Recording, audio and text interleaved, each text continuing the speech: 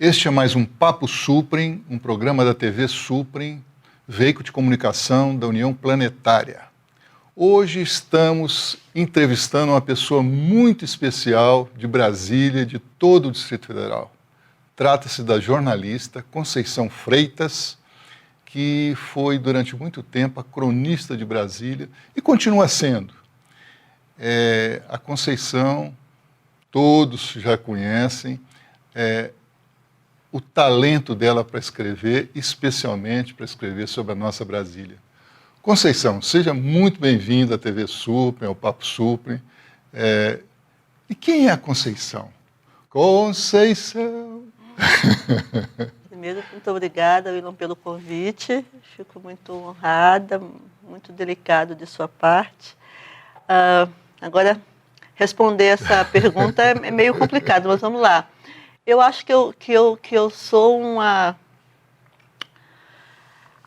Eu sou uma brasileira de Manaus, Belém, Goiânia e Brasília, que tem um profundo apego pelo seu país, pelo aquilo que nos constitui como nação, embora num momento tão complicado, e tem uma fé na vida e nas pessoas, que procuro cultivar todos os dias.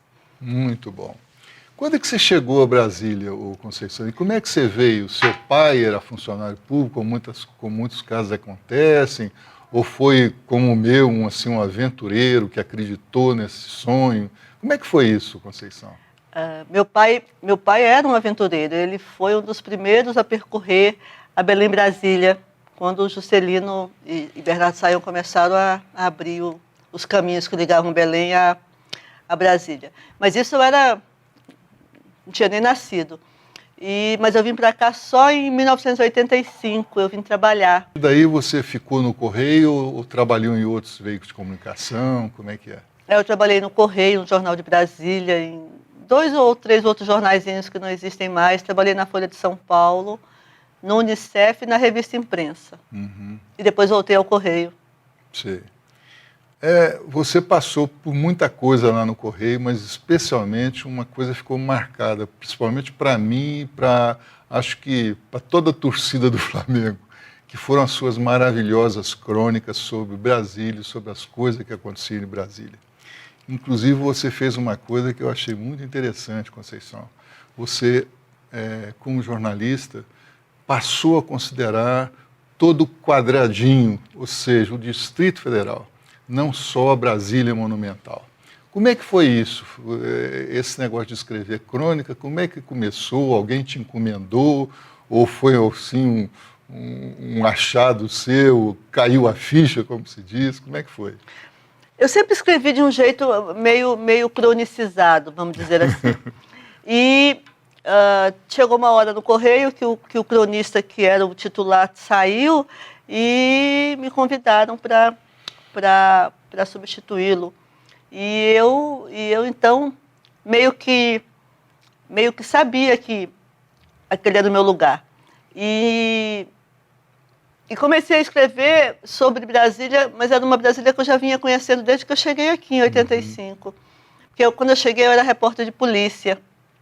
Então, eu pegava o carro do jornal e saía pelas delegacias nas cidades satélites. Então, eu fui descobrindo Brasília a partir da perspectiva das cidades satélites.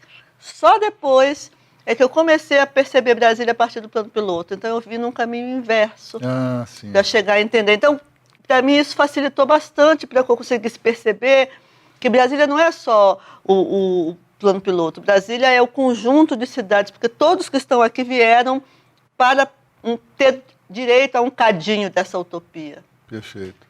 E o Distrito Federal é meio desconhecido, meio esquecido, né? A gente vê isso aí. Eu, por exemplo, que tive essa oportunidade também de ir para uma cidade satélite, lá construir a minha vida, minha família, embora aqui na Universidade de Brasília, embora sempre aqui no plano piloto fazendo as coisas, trabalhando inclusive aqui, eu também tive essa felicidade. Eu acho, inclusive, que o que faltava no plano piloto, e agora está começando a suprir, é essa humanidade, a humanização da Brasília monumental, né?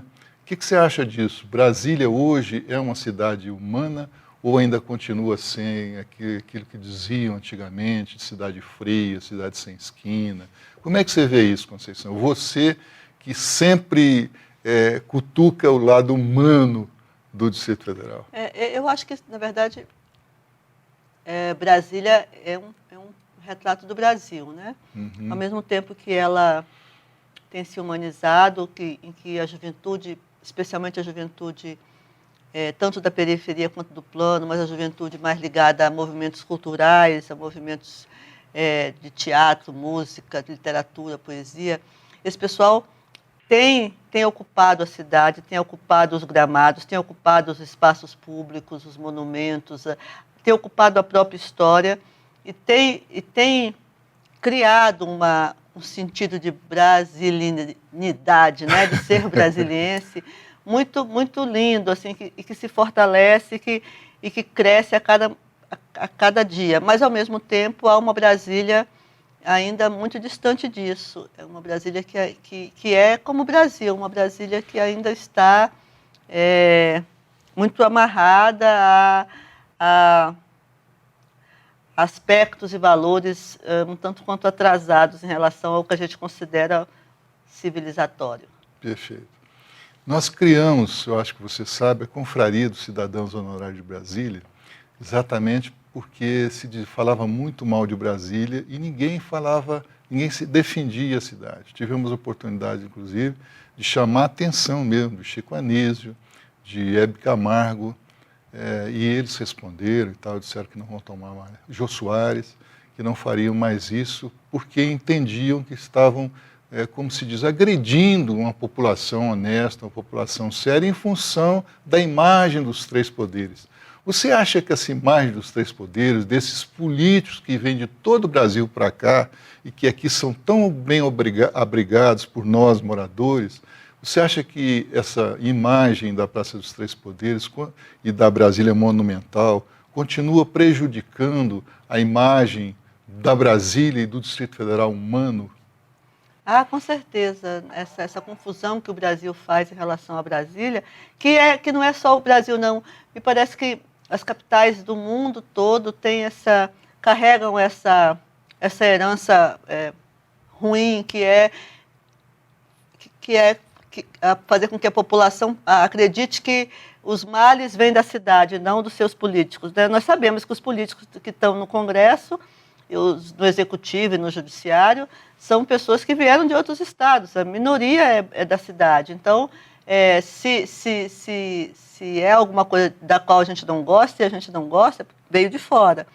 Isso eu acho que está ficando um pouco mais claro com o passar do tempo, né? Que Brasília não é a culpada pelos nossos males. Brasília, pelo contrário, é a representação daquilo que de melhor o Brasil fez e pode fazer com inventividade, com criatividade, com força de trabalho, com alegria, que foi a construção da cidade.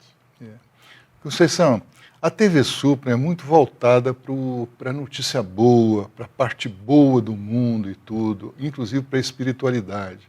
Nós tivemos aqui um homem que foi um grande líder, nosso saudoso presidente Juscelino Kubitschek, que realizou esse sonho que desde o Império e tal, trazer a capital mais para o centro, até para proteger a capital e tal dos ataques dos corsários, sei lá, coisa desse tipo.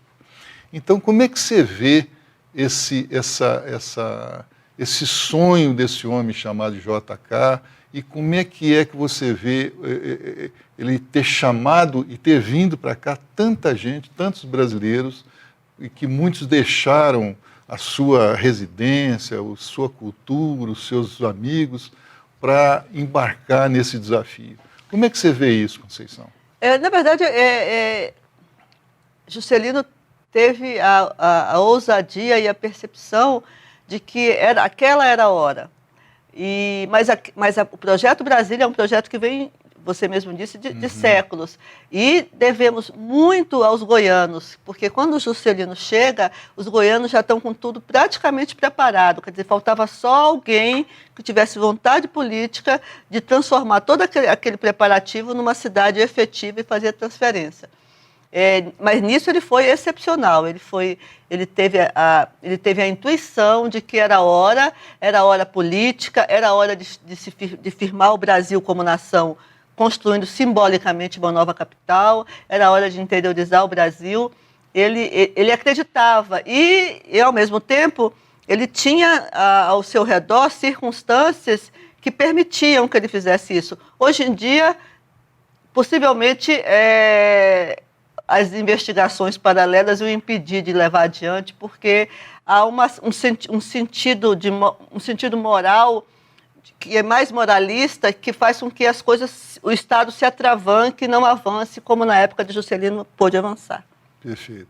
E você lançou recentemente um livro chamado Bravos Candangos, é isso mesmo? Isso. E você conta a história de pessoas assim, maravilhosas que participaram da construção de Brasília. É isso mesmo? É isso mesmo. Na verdade, esse livro é o resultado de várias reportagens que eu fiz no Correio, quando o Correio fez 50 anos. Então, eu reúno histórias de candangos que participaram da construção, de marceneiros a engenheiros, lavadeiras, cabeleireiras, e elas contam quase que sempre na primeira pessoa o que foi essa experiência de participar da construção de uma cidade, que é uma coisa absolutamente singular e rara na história das pessoas e na história das civilizações. São os bravos candangos, né? São os bravos candangos. É isso aí. Este é mais um Papo Suprem, um programa da TV Suprem, veículo de comunicação da União Planetária. Vamos por um breve intervalo para continuar falando com essa jornalista maravilhosa de Brasília, que é Conceição Freitas. Fique conosco.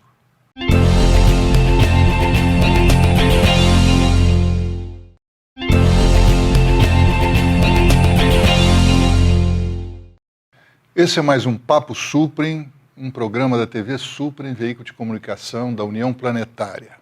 Hoje estamos entrevistando a jornalista Conceição Freitas, essa mulher que por muito tempo e continua em outros veículos, foi cronista do Correio Brasiliense e encantava, como encanta até hoje, pela sua leveza, pela sua forma de descrever essa Brasília que todos nós vivemos e que é a capital federal. Conceição, depois que você saiu do Correio Brasiliense, e nós todos ficamos assim tristes com isso, porque a gente já estava acostumado com a sua crônica e tal, e essa sua maneira tão especial e delicada de ver Brasília, você de repente comprou uma banca de jornal, a jornalista virou jornaleira. Como é que foi isso, Conceição? Como quase tudo na minha vida, foi intuitivo. Eu tinha 20 anos de Correio, e aí eu tive que sair. E precisava de um lugar geográfico onde eu continuasse o meu vínculo com a cidade. Eu não conseguiria, naquele momento, e talvez agora também não, viver sem essa ligação com a cidade, que me alimenta, né, de afeto até hoje. Então, eu, quando jovem, quando adolescente, tive uma banca de revista. E um dia... Você já teve antes dessa? Quando eu tinha 16 anos, 17 anos, eu tive uma banca de revista lá em Goiânia. Goiânia. Isso. Então, eu tinha mais ou menos a ideia do que era. E como eu gostava e gosto muito de revistas, jornais, enfim, de leitura em geral, e banca de revista ficou na nossa geração como uma coisa muito romântica, né? A gente guarda com muito afeto o hábito de ir às bancas quando as publicações de papel ainda eram viáveis, quer dizer, eram as publicações de papéis e só que a gente tinha. E então um dia eu, saindo de um almoço com uma amiga, indo para casa, falei, tá aí, eu teria uma banca, mas eu só teria se fosse na 308 Sul, que é a quadra modelo. Mas eu pensei, claro que eu não vou conseguir, claro que vai estar ocupada, claro que não tem cabimento. Aí parei lá numa banquinha muito pequena, muito abandonada. O dono estava lá mais de 30 anos, super cansado daquela tarefa. E no momento em que as publicações de papel estão em decadência, você não ganha mais dinheiro vendendo jornal e revista, né? Perfeito. E ele queria se livrar daquilo para poder inventar uma nova vida. E eu também queria... O universo conspirou a seu favor? O universo... Exatamente. Eu sentei, 5 minutos depois ele perguntou, quer comprar? Que é isso, Conceição? Ele ofereceu? Ele ofereceu. Puxa. Aí pronto, eu pedi 1 mês de prazo para eu pensar, mas eu estava decidida, eu só queria aquele mês, foi só um charme, Já né? tinha até se programado, né? Exatamente. Aí, porque eu sabia que... Eu não sabia muito o que ia dar, eu sabia que era um ponto que me agradava, que dava para eu fazer alguma coisa ligada a Brasília, então eu ocupei o espaço. E cada dia eu fui me alimentando da cidade, que foi a cidade quase que me carregou no colo para eu dar conta da tarefa. Eu vejo, Conceição, que Brasília, conforme eu te falei, ela foi se humanizando a pouco. Eu tenho dito que, no início, e eu estou aqui desde 59, as pessoas que vinham para Brasília não vinham assim com muita vontade, não. Eram os funcionários públicos que eram transferidos, ou então as pessoas que vinham atender o chamado, o clamor de JK, mas que encontravam aqui o cerradão e tudo, nada de conforto e tudo. E, pouco a pouco, locais foram instalados, como é o caso de Taguatinga, a primeira cidade satélite, a torre de televisão, onde havia o encontro das pessoas, depois o parque da cidade. Como é que você vê pouco a pouco, essa Brasília, esse Distrito Federal se realizando humanamente nesses pontos, inclusive numa tal banca que fica na 308 Sul? Como é que você vê isso, Conceição? É isso que eu te falei. Há uma geração de brasilienses, que deve ser a terceira, né? Ou quarta, terceira e quarta geração, de gente que tem na alma a condição brasiliense. Os desenhos de Oscar, a geografia de Lúcio, os azulejos do Atos, o paisagismo do Burle Marx. Então, tudo isso, essa geração nasceu, ela está incorporada disso. E aí chegou a hora que eu acho que essa geração começou a perceber que tinha que ocupar o seu próprio espaço. E foi muito natural. Isso aqui é meu, isso aqui é meu, me faz, eu sou parte disso. Né? É o pertencimento, eu faço parte disso, isso me constitui como pessoa e como identidade. E aí essa geração foi lindamente ocupando. Então, o plano piloto hoje é inteiramente ocupado pelos brasilienses, do mesmo modo que as cidades satélites. As cidades satélites têm uma vida de lazer, uma noite, uma vida gastronômica, uma vida cultural intensa. A gente aqui não sabe, mas muito intensa. E a banquinha? E a banquinha? 308 Sul? Sim, a banquinha. Bom, aí eu fui ocupando. E você não... Todo mundo pensou que você fosse vender jornal e revista ali. Pois você transformou aquela banquinha num ponto cultural. Inclusive, tem muitos eventos lá, né, Conceição? E aí foi isso. Na verdade, eu fui ouvindo as sugestões dos amigos, porque eu não sabia muito bem. Eu sabia que não ia vender jornal e revista, que eu ia mudar aos poucos. Eu fui colocando livros sobre a cidade, sobre o Cerrado, sobre arquitetura, fui colocando objetos de design inspirados na cidade e foi não crescendo. E, ao mesmo tempo, eu fui fazendo eventos aos sábados à tarde, reunindo pessoas que gostam da cidade, que têm livros sobre a cidade, que têm poesia sobre a cidade, que têm música sobre a cidade. E aí acabou que virou um ponto de encontro. Eu digo que é uma loja de afetos. Que qualquer hora do dia que eu passe lá, eu fico lá algum tempo, mas não fico o dia todo, tem sempre uma pessoa querida por perto, chegando, visitando, passando, onde realmente eu me alimento. E acho que devolvo a Brasília tudo que ela me deu e me dá. Isso aí. Agora, um dos motivos principais por eu ter te convidado para você ser entrevistada. como é que é a história desse livro, Bravos Candangos? Que coisa linda, você pegou lá a história da construção de Brasília em função de figuras, em função de personalidade, de todas as áreas.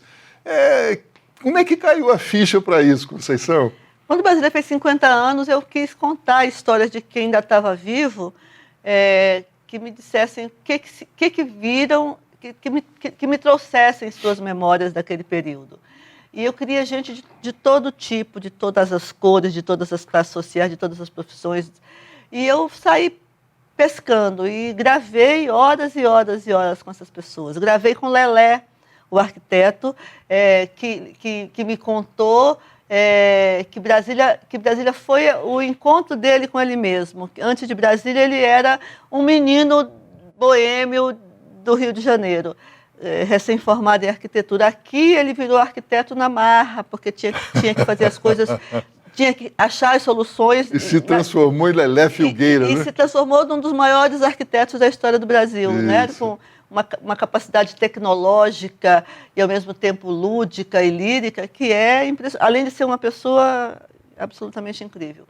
E encontrei pessoas como o Tião Provisório, que nem fui eu que encontrei, foi o Edson Beu, jornalista, e depois Vladimir Carvalho, mas um peão de obra que, depois que Brasília foi inaugurada, ele teve ele foi tão tomado por aquela experiência que ele saiu de si e ele foi para o norte de Goiás para criar uma cidade dele. E ele abriu no meio do nada um campo de pouso, 800 metros, que ele abriu com a força dos seus braços, porque ali ia surgir uma nova cidade. Virou um outro JK. Virou um outro JK. E ele dizia que tudo aquilo era provisório, porque Juscelino um dia chegaria para inaugurar. Daí o apelido que ele ganhou, Tião Provisório. E aí eu cheguei lá e vi as casinhas, casebres, ele pegava papel, cortava, carimbava, e aí era a moeda da cidade. Então, ele ficou tão tomado por aquela experiência que ele não saiu mais de dentro dela. Que coisa incrível. Então, assim, são personagens que eu fui conhecendo e fui me encantando, porque foram me mostrando que a construção de Brasília foi um dos momentos mais singulares e criativos e loucos e insanos da história do Brasil.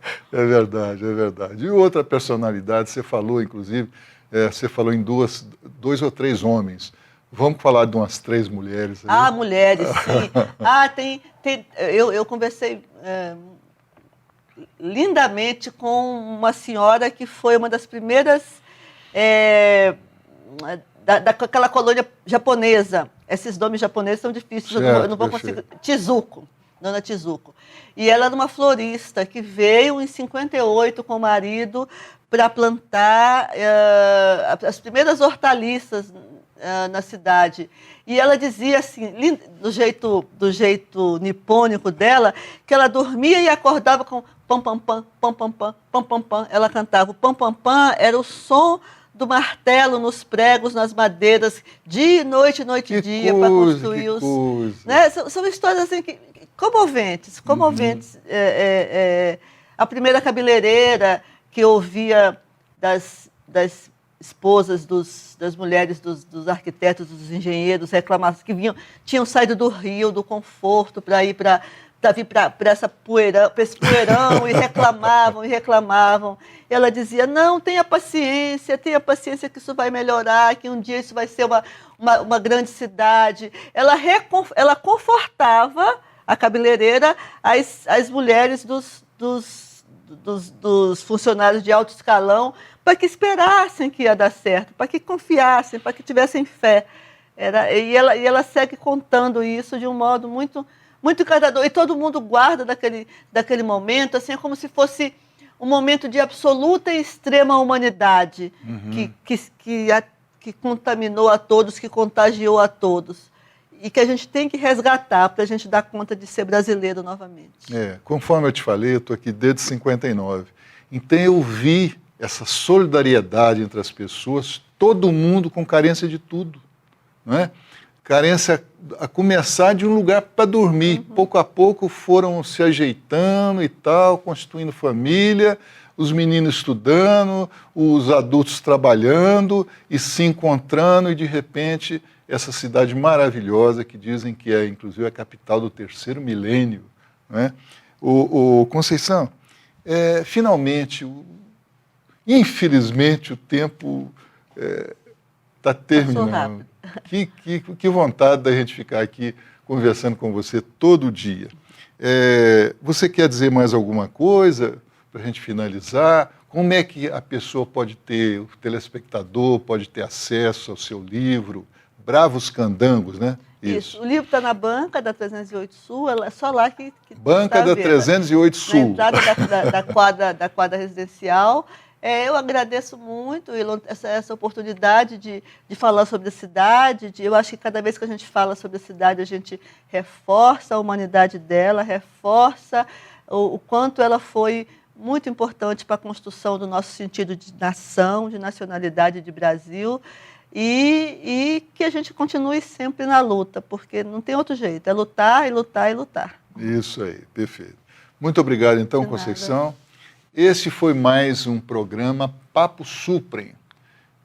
Esse programa faz parte da TV Supre, que é o veículo de comunicação da União Planetária. Fique conosco.